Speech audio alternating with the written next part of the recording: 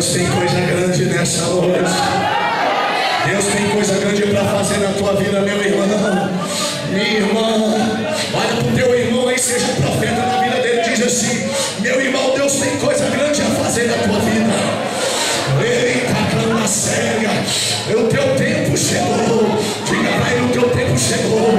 O tempo da exaltação chegou. O tempo de sorrir chegou. O tempo de cantar chegou. Chegou. Só você que quer que chegou, glorifica Deus. Glorifica Ele. Se você crê que teu tempo chegou, começa a dar glória.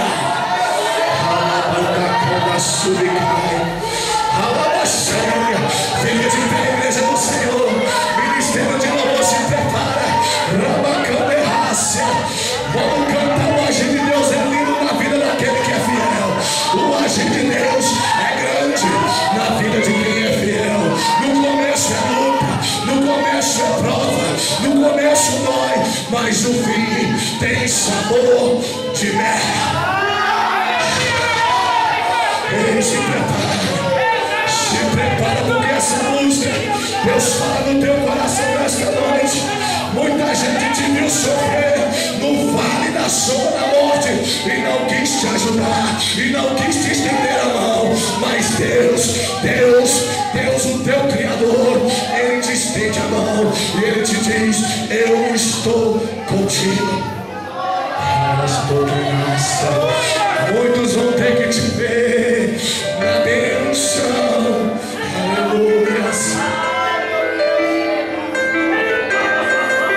Abra teu coração.